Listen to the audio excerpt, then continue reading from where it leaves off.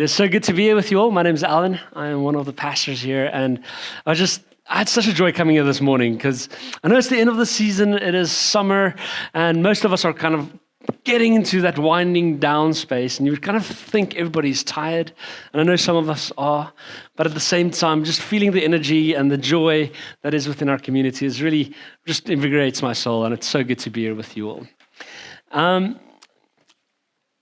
I am wrapping up our series on not intentional relationships, on faith expressing itself through love. And today we're focusing on intentional relationships. So if you've just joined us, right? So what we've done is, when we're talking about faith expressing itself in love, the whole theme or the whole idea of this whole series is recognizing that our lives play out in the context of relationships. And the thing that you and me need to do is figure out, what does it mean to express our faith within love, within the relationships that we function in. And so we went through all of these really important conversations. What does it look like to communicate well as Christians, right? Realizing that relationships are built on our ability to communicate well. And then we kind of created a bit of a problem. We said, well, that's all good and well, but we're all extremely different. We're a diverse community, and that makes communication, makes relationships difficult, right? And then we went through a bit of a conversation and saying, hey, but that is actually a good thing because God created each and every one uniquely to be expressions of himself, which is a beautiful, beautiful thing to hold on to. But recognizing that that is still difficult, Sarah came last week and she spoke about how do we as Christians deal with conflict? How do we sit and wrestle with those difficult conversations that cause division between people? Today, we're taking it a step further and saying, well, what does it mean to be in intentional relationships with one another? And the question really here is, who are the people that I'm positioning in my life that I have an active say in, right? That I want to put in my life that will shape and form me into the kind of person that I desire to be. Does that make sense? I desire to be a kind of person, and I'm positioning certain individuals in my life to get me to that place. That's what we're talking about, the intentionality of our relationships. So, before I dig into the material, let me pray for us, and we'll get into the scriptures. Heavenly Father, Lord, thank you for your grace and for your mercy. Lord, thank you that you were the first mover who said, I want to have a relationship with my people. And Lord, all of our conversations flows straight out of that you were intentional in bridging the gap that existed between us. And Lord, may we continue to do that likewise in our relationship with those around us. I pray. Amen. So when I was a student, me and a group of friends got together and we started this community called Intentional Living, which was kind of this missional community. We're a group of friends that said, hey, we're serious about following Jesus and we want to figure out how to do this together. So we got together, we sat around a table, got a pen and paper and started thinking, what is it that Jesus expects of us?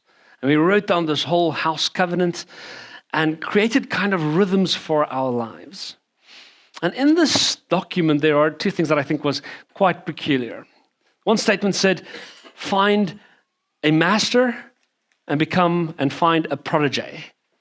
The idea was find somebody to teach you to live like Jesus. And the other idea was find somebody that you can teach what you have learned, right? I was 19 years old. I didn't know anything, but we tried to do this, right? And the other thing we did in this document was saying relationships, we need to be intentional about it, right? So what we did is we said, you cannot live in your own room. You will share a room with another person, and you will swap your rooms every single month.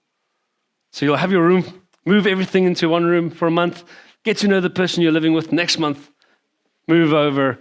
Absolute chaos, but a beautiful thing in terms of saying, hey, I want to get to know this person, right? We were 14 guys living together and it was a big mess of a house, but it was a beautiful learning experience in getting to know what it means to live in intentional relationships with other people.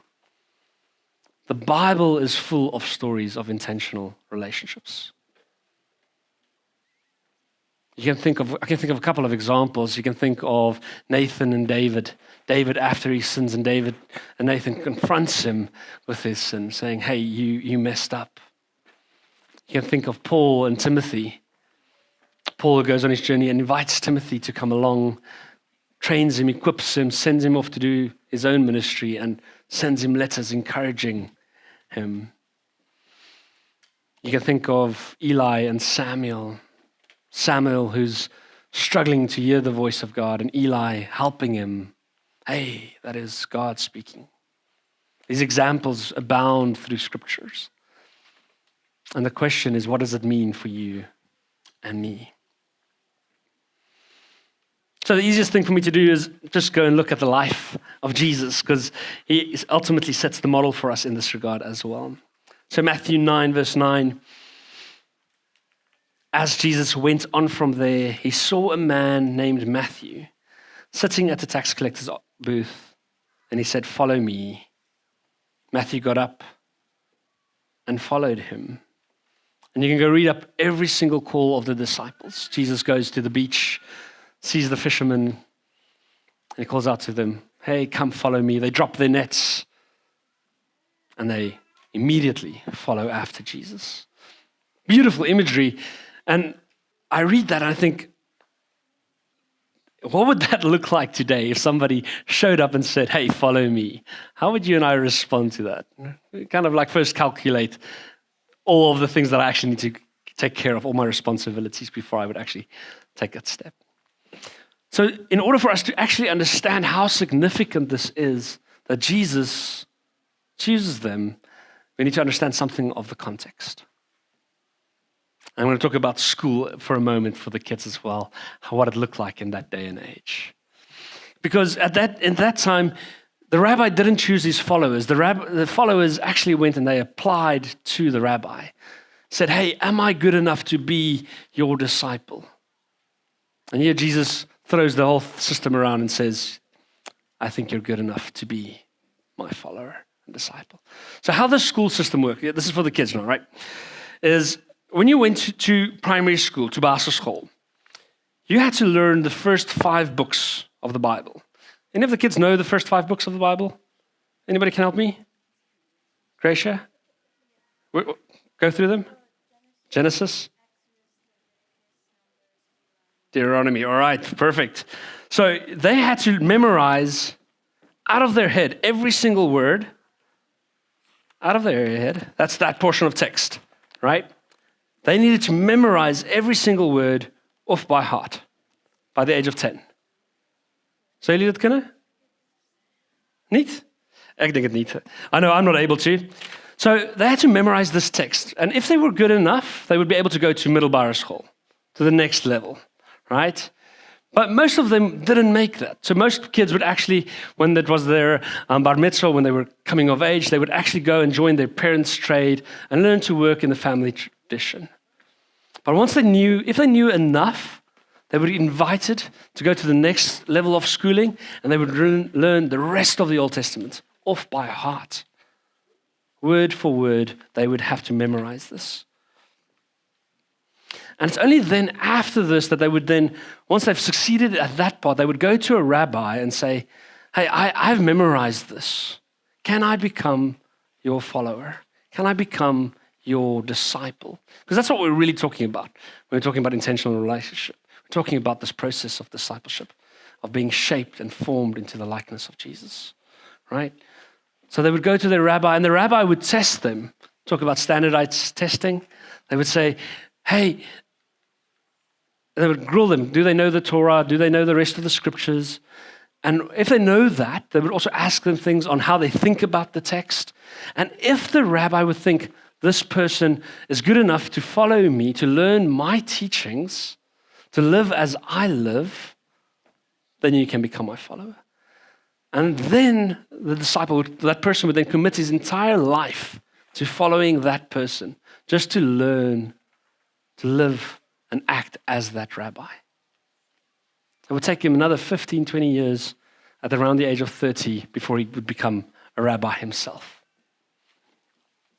So Jesus flips the tables and he comes to people who clearly did not make it. And he says, boom, you are good enough to be taught in my way, to learn my words, to do what I do effectively. And that is why the disciples, they jump up at the opportunity. Here's somebody saying, I want you. I can see the potential in you to do what I do. That's what Jesus is saying. It's a beautiful, beautiful thing. And then if we go a bit further,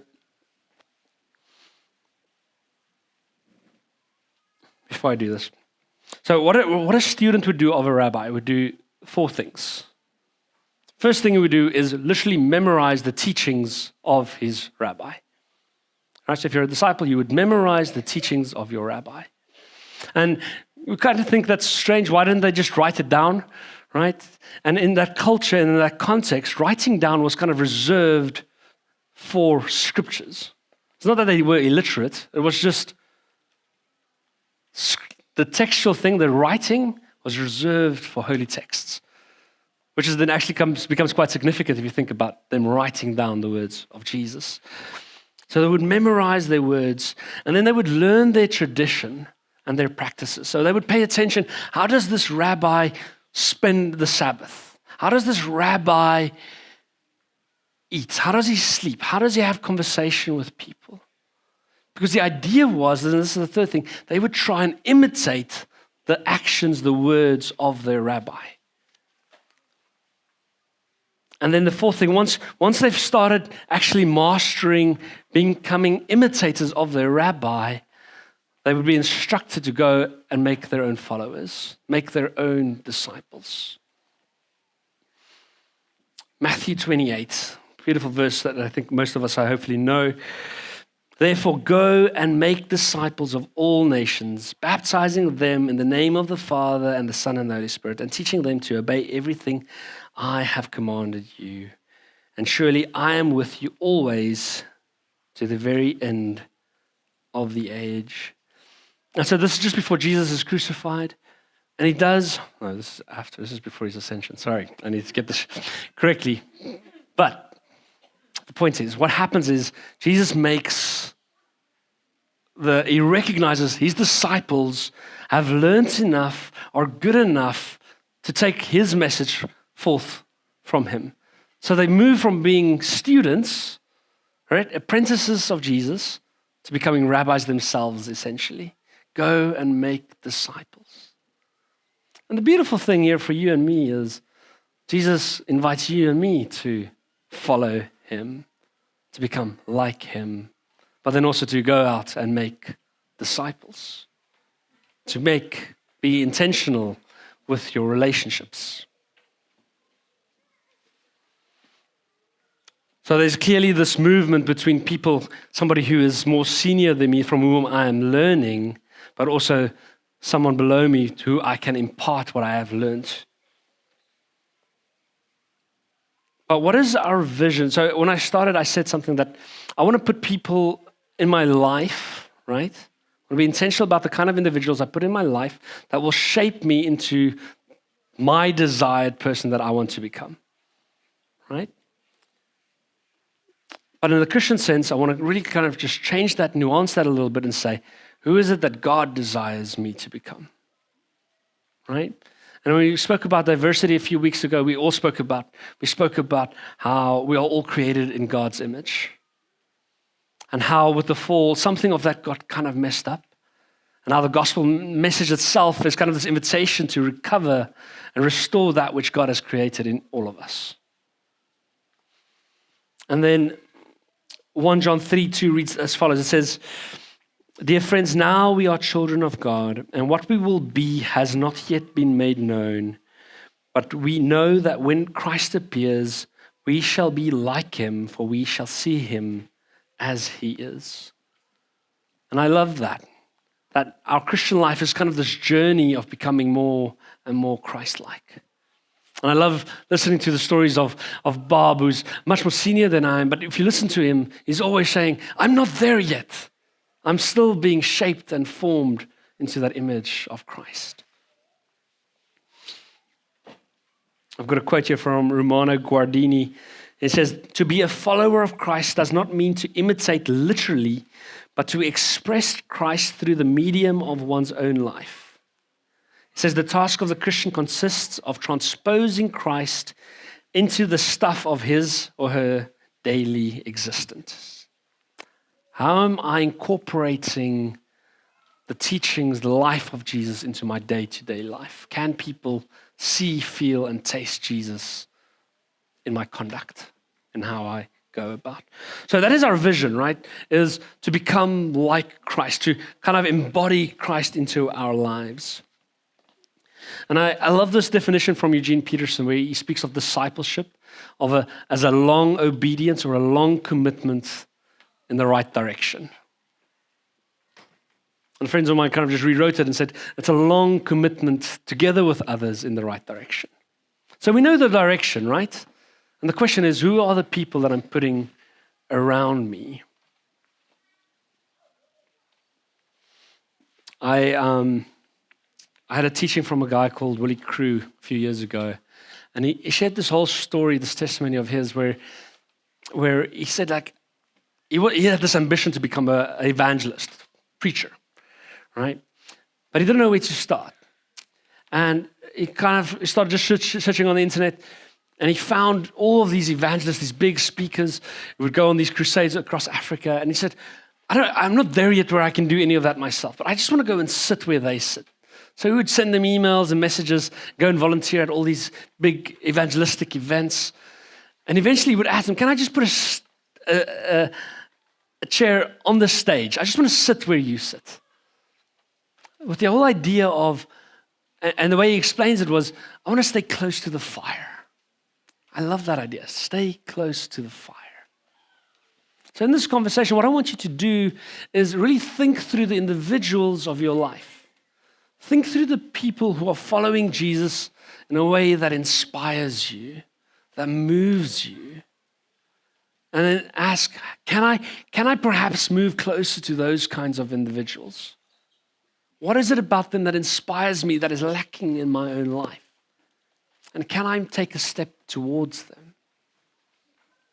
So I quickly want to throw up, can I get the next slide? Sorry, the one with the upward and downward. So this is a very generic schematic, but these are the areas of intentional relationships. I'm going to start with the peer-to-peer, right? This is where we're talking about my friends, my family, people I have good relationships with, my colleagues, people who are on the same par than me. But these people all still shape who I am. And I have some level of say in who these people are. And these people can also move into different kind of relationships where they can become, so for instance, I had a good friend who is extremely good at admin, right? Not my strong suit. But I would sit with him for a few weeks in a row just learning how to do and organize my life, right? Small thing, but so friends can move between these scales as well. This is where our small groups as a church, we emphasize this a lot. We want to form our relationships together with one another. Then upward is kind of what we've been speaking about already, right? Who are the people that inspire me? But the second part of this, which is almost more challenging, is who is somebody that I can impart what I have learned? Who has shaped me?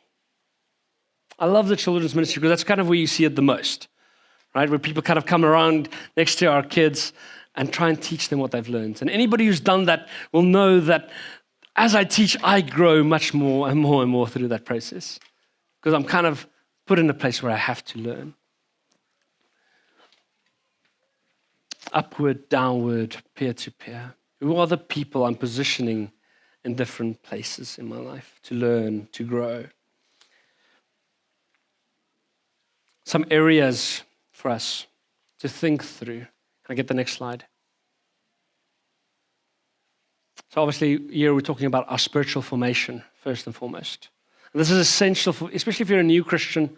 Please make sure that you put one or two key individuals in your life that can help you understand the Christian faith. But then as you grow and take steps, become critical about who you are. Am I struggling with patience? Am I struggling with anger? Get people around you who can help you shape you in those areas. Skills and competencies, this is more in the workplace, but even in our ministry life. How do I pray? How do I serve? Who can I put next to me who can teach me that? Personal development. This is kind of what Jesus really does, right? He sees potential in someone and helps them get there. And all of us have these desires of where we would like to be. Who can I put in my life who can help me get there? General performance, this is more also a work thing, but hey, can somebody help me do what I do better? Me and Sazi had a conversation 2 weeks ago, I think, about preaching, wanting to get better at this together. And so we're going to start having that conversation. Strategic development. Hey, how do we do church better? How do we structure things, systems, those kinds of things? But those are conversations that happen in the context of relationship. So where do we start? I think this is probably the thing that is the most difficult for me, is where do I start with finding somebody to mentor me, to invest into my life? That's a hard one. It's very uncomfortable to approach somebody and say, hey, can you teach me something? We're not very good at that. Or you inspire me, can I sit with you? We're not naturally inclined to do that. And yet the example of Jesus says that. I chose you. You didn't choose me, but I chose you. Paul puts it this way. It says in 1 Corinthians 4, he says, even if you had 10,000 guardians in Christ, you do not have many fathers. For in Christ Jesus, I became your father through the gospel. Therefore, I urge you to imitate me. Are you in a place where you can say that of your own life? Hey, I'm following Christ to this degree in this way. Can you imitate my life? Am I the kind of example, role model for others to follow? I hope you are working towards coming to that place in your relationship with Jesus, to become a role model. I urge you to imitate me. So I want to invite you, in closing, to take this summer period. Right? We're big on relationships here. We're big on celebrating it together. But can we take that next step, to take a step closer towards one another, to nudge and grow one another towards good works, to become more and more Christ-like? Will you take this step and identifying individuals and saying, hey, I've got something that I believe would be good for you? And sometimes, if you're in my position, I had to go out and find individuals. It's an awkward conversation, but it's really benefited my life and my faith growth tremendously. Go and find individuals. And if you don't know where to find them, chat with me, Caroline, Miriam. We'll connect you. We'll have coffee with you. Have a conversation. Right? It starts there. Who is your rabbi and who is your protege? Can I pray for us?